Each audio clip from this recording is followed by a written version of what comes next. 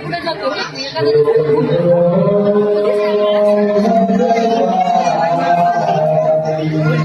दोघं देवांची भेट होती दोघं देवांची भेट होते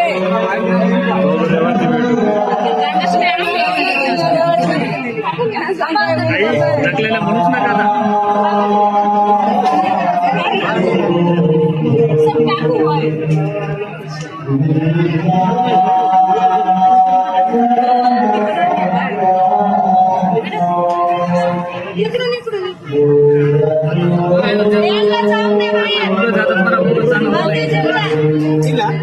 बाई